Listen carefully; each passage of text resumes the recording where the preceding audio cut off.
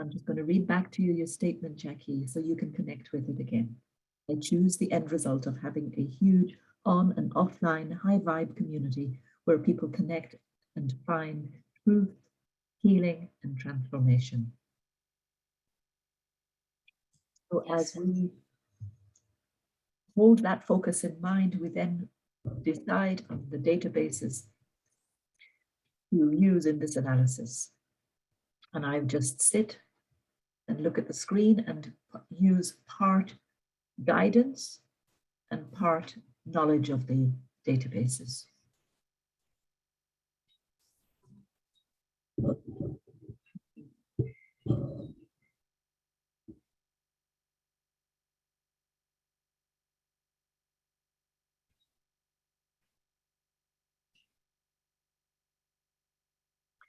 Absolutely. My guidance is having me stick with self-worth. And it's kind of almost not even letting me go anywhere else. Interesting.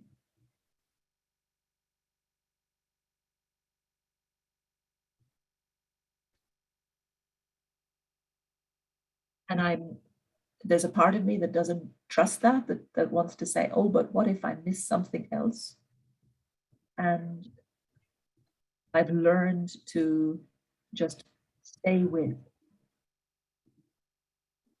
my, you could call it intuition, but just stay with what I feel is really present right now.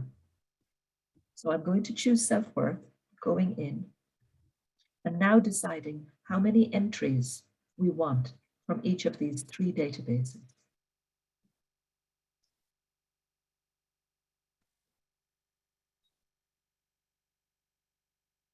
When working with Healy coaching module, I like to limit the number of entries to about 10.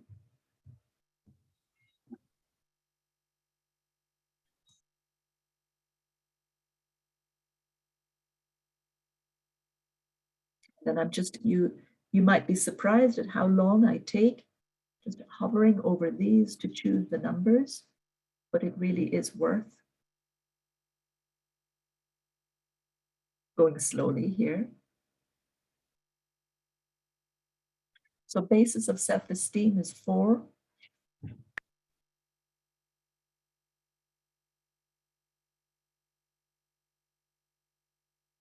Self-acceptance is 5.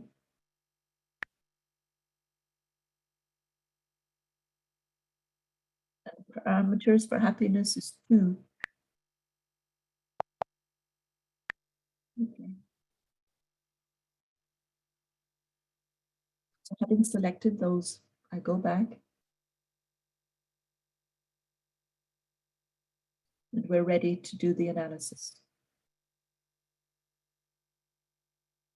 So at this point, you can kind of feel that we are quite connected, Jackie and I, and we're still very present in the process.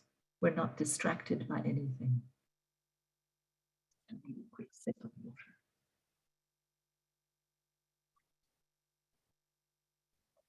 As I click Start Analysis, that is when our connection, Jackie's focus, and the information field of aspects of self-worth all become connected. And those aspects that most resonate with Jackie will be chosen. So start analysis.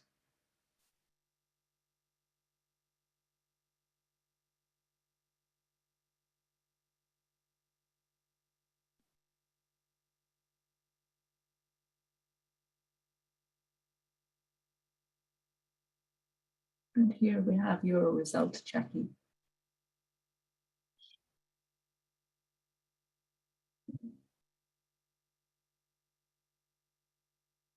And I am not going to distract you or anybody from the real value here, which is in the statements, by talking at this point about percentages, numbers, and potencies.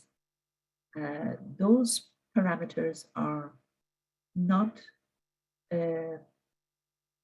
important to the client, in my view. They are important in terms of the sending and where exactly in Jackie's information field the stimulus will target. But what's important to Jackie right now is what is it saying?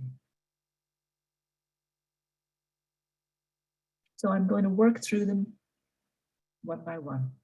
The first statement, desired state, I accept my resistance to allowing love. And I deal with that resistance. The resistance to allowing love. So, Jackie, dear, you and all of us, you and the rest of the world together, all of us in this together. Can you see that there's an extent to which you still could open even more to love? Mm-hmm. Mm-hmm. Yeah. Good. Good. So this stimulus, this impulse being vibrated into your field and even being shown to you right here is nudging you towards seeing that it is up to you to keep opening, keep opening, keep opening. Yeah.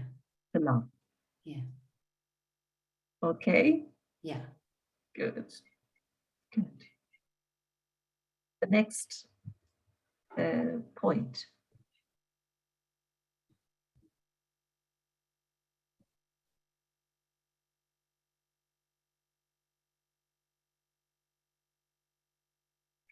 So it's something about helplessness, having felt helpless. Yeah. And perhaps sometimes being scared of feeling helpless. Mm-hmm. And needing to grow your trust in yourself. Yes. Trust in your mental abilities and trust in your inner processes, all of the work that you've done that has brought you to where you are. Yeah.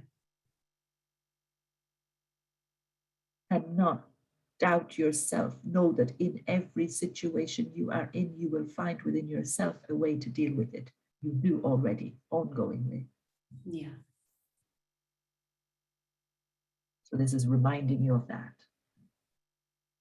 Good. Next, self-acceptance. I refrain from anything that denies or suppresses my self-acceptance. Okay.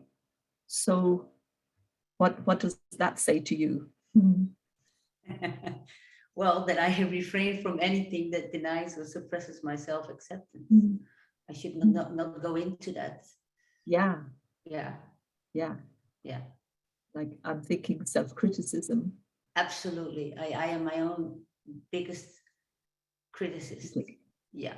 Too much sometimes. Yeah. mm, So recognize this. mm.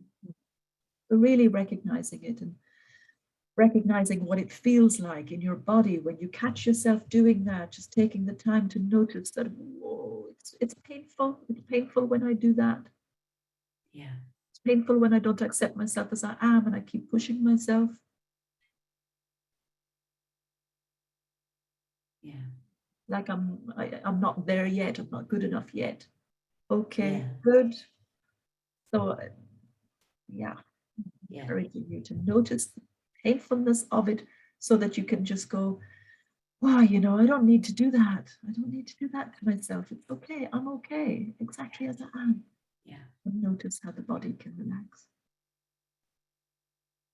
Yeah. Yeah. Feel it right now. Yeah. Excellent, excellent. Um, I accept my gifts and my talents, and I consciously deal with them. But sometimes this, I consciously deal with them, can throw you off a little bit. So sometimes it's not really necessary to include it. You can just take, I accept my gifts and my talents.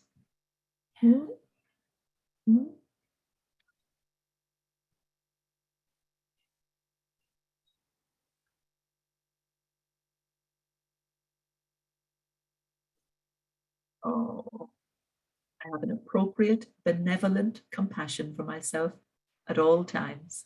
I am my own best friend. Love that. I'm loving it. I'm loving it. Yeah, I love it. Really love it. Yeah. And for everybody listening, seeing this for themselves, this is the way forward. It's so very paradoxical. We move forward when we have love and acceptance of ourselves. Okay. I'm reading the next one. Yeah.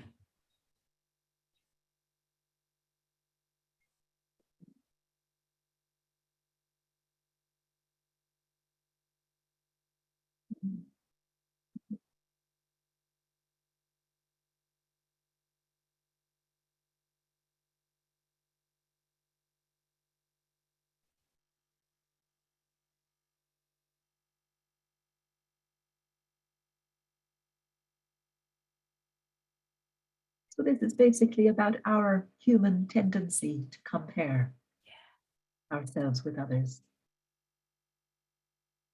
By our nature as humans, we see ourselves as separate and in need of propping up in some way. So we're always assessing whether we're good enough, whether we're okay, whether we're good enough, happy enough, successful enough. And yeah, I know we do this to more or greater or lesser extents as we move forward on the path of growth, but there's always a little bit of it still there, I think. You recognize this in yourself, Jackie? Absolutely. When you just read this, I was thinking, since I was a little girl, I always thought that the grass was greener at the neighbors for some reason. And sometimes I still have that, yeah.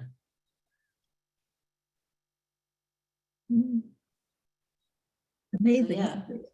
That we do that. Yeah. That we look outside of ourselves and compare and conclude that what we have is not as good as what they have. It's all assumptions. It's based on nothing, but sometimes you just assume. And create suffering for ourselves in the process. Yeah. So this is an opportunity to just catch that. Yeah. I want to say Timewaver, but Healy is just flagging that up for you. It's like, catch yourself. I love how this really goes to the core of everything. Yeah, beautiful. Yeah.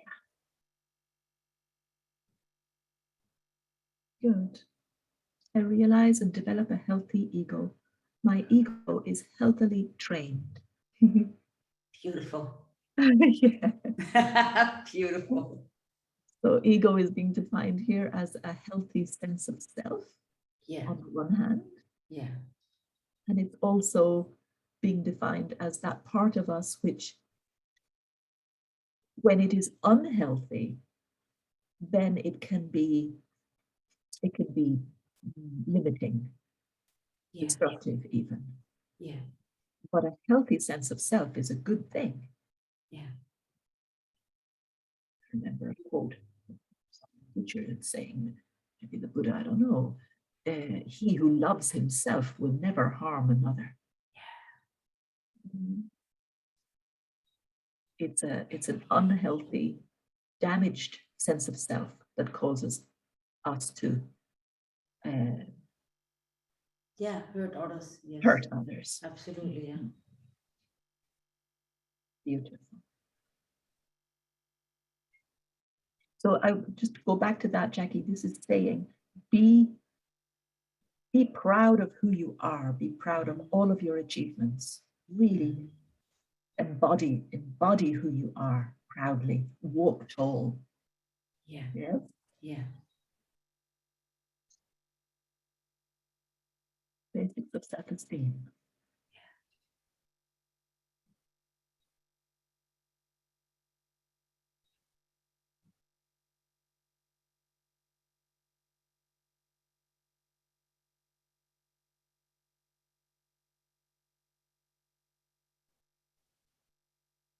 So there's a lot of words here, and they're all very beautiful, very inspiring.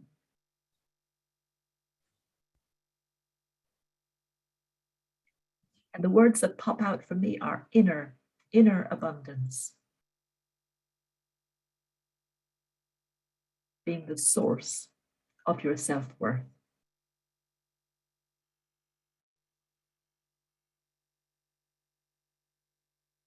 And trusting that everything comes through you, from inside of you. And that inner abundance is not limited. So just continue to enjoy the flow from you, through you. We are each a unique expression of the divine. As we grow in confidence, we allow the divine to work even more powerfully through us, uniquely. Yeah.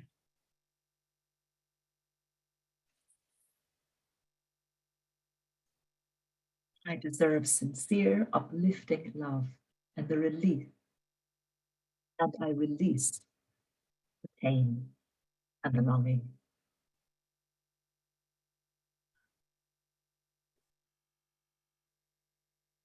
What's there for you as you read that?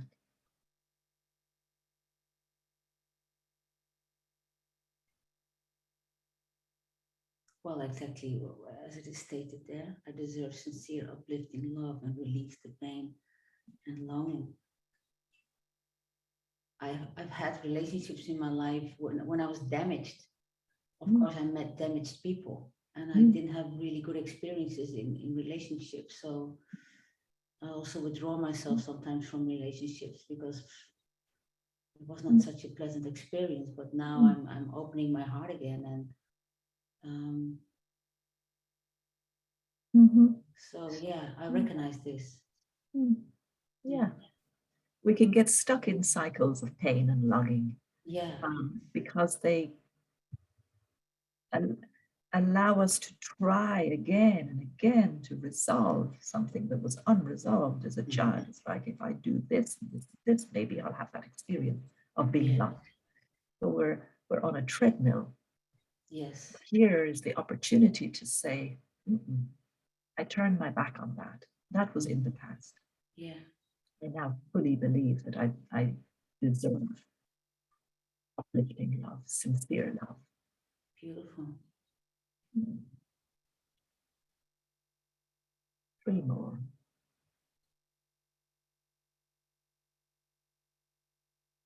Oh.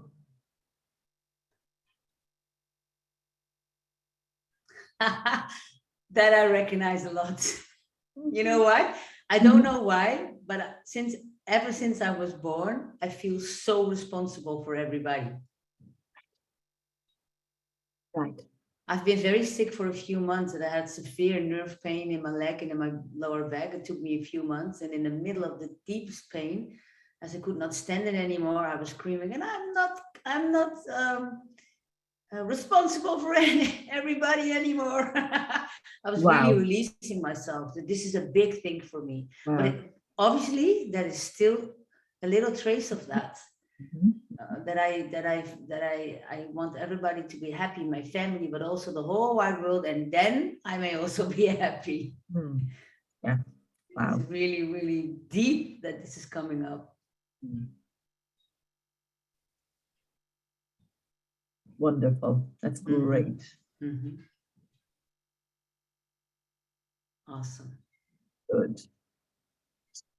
And the second last one. the ability to deal with mistakes.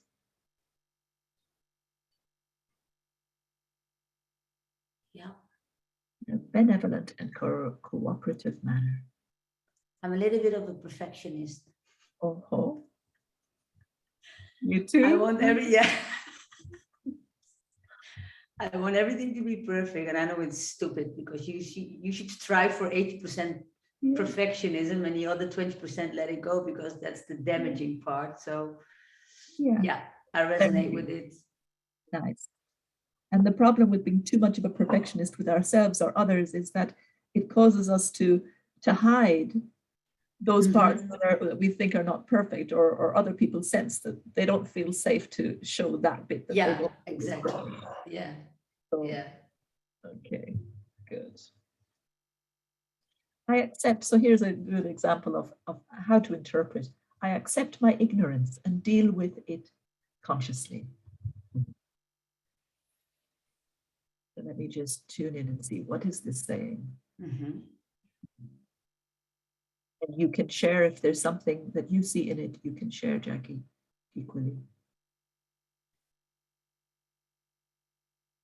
What does ignorance mean here? That you can live in an illusion sometimes. Have an illusion about something and think that something is going to happen here, or something is just, and then not seeing for what it really is, and then later see the truth. Yeah, and think how could I have not seen through this illusion? Yeah, that's what it is for me. Sure. Yeah. Yeah. So it's inviting light in to shine a light on those places that you're not seeing quite clearly, or you think it's one thing, but it's not that, it's something else. Yes. So it's accepting that I have blind spots. I have exactly. I have blind spots. Yeah. And there are ways that I see things, and it's not real. So I invite clear awareness. Yeah. Okay, good. Yeah. Okay. Great. So I'm going to vibrate this now for 1 minute, 20 seconds. Okay. There we go. It's ready.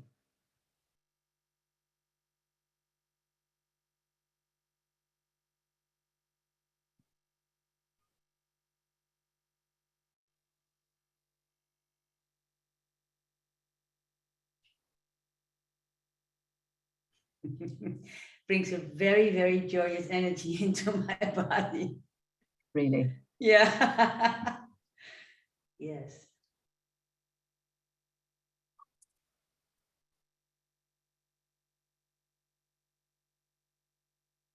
It's quite powerful.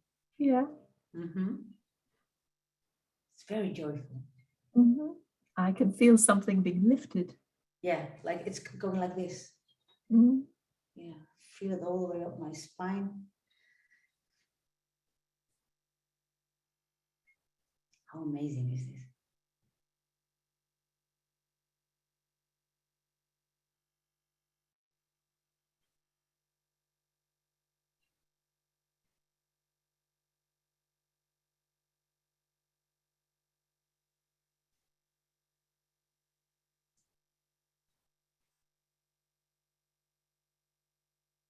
I can really feel it quite strongly in my body. This happens sometimes in sessions. Yeah.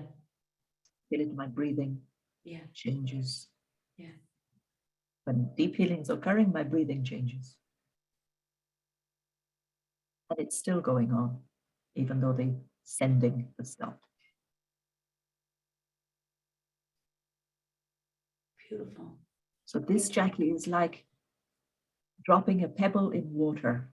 Yeah. The image behind you is really a good one. Dropping a pebble in water, the effects go out. And they go deeper and they go higher. Yeah. And it continues to work its way through your system. Yeah.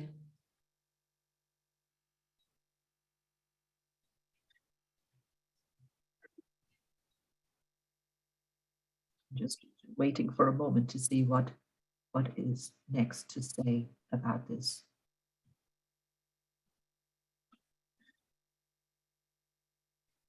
We don't need to be in a rush to vibrate this again and again and again. This is what I'm being told right now. This is powerful, what we've just done. I'm sorry if I'm not giving useful schedules to people right now, but it's more important to have people realize that actually value what you do in a session, value one sending and the impact of that going out over time. And now I just tune in and ask when next to do this and how often to do this list for you. So weekly is what I'm getting. Once a week. That doesn't sound like a lot. There you go. I don't feel it's little, I feel it's fantastic. You should know why it's only once a week. So what I'm going to continue now to speak about is this whole thing about connection and the balance that I would like everybody listening to achieve between realizing your own innate connection with the field, with spirit, and trusting that, and tuning into it, and allowing yourself to hear your own guidance, or the guidance from your, call it your higher self, aspect of you which is beyond this physical. It's encouraging you to tune into that and to hear it and to trust it, so that you become less dependent on asking, what should I do? What is the right thing to do? Healy was never created in order to create people who were dependent on instruction from others. It was created as a device to empower you.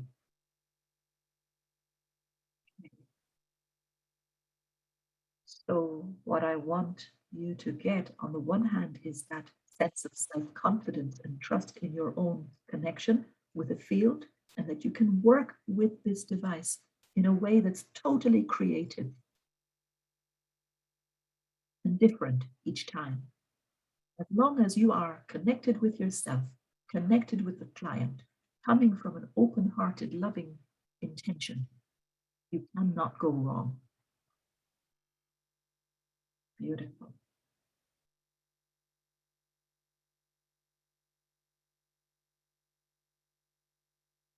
What is there to say next? I think I will share. Just looking. Okay, on my list of things I wanted to cover, there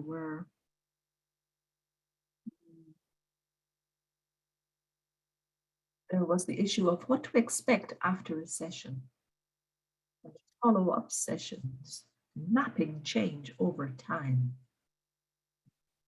Maybe you can stop sharing screen so we can see you on the big screen. Exactly, yeah. Let's just deciding whether it was appropriate to stop sharing, and it was. So this issue of what to expect after a session, and for the benefit of people that you might work with who would be asking, like, so yes, thank you. What now? You know, what can I expect?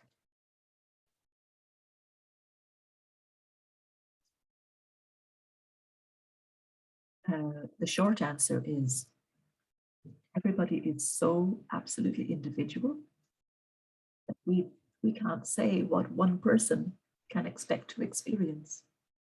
I can give you some examples, but they're only examples and they're not the rule.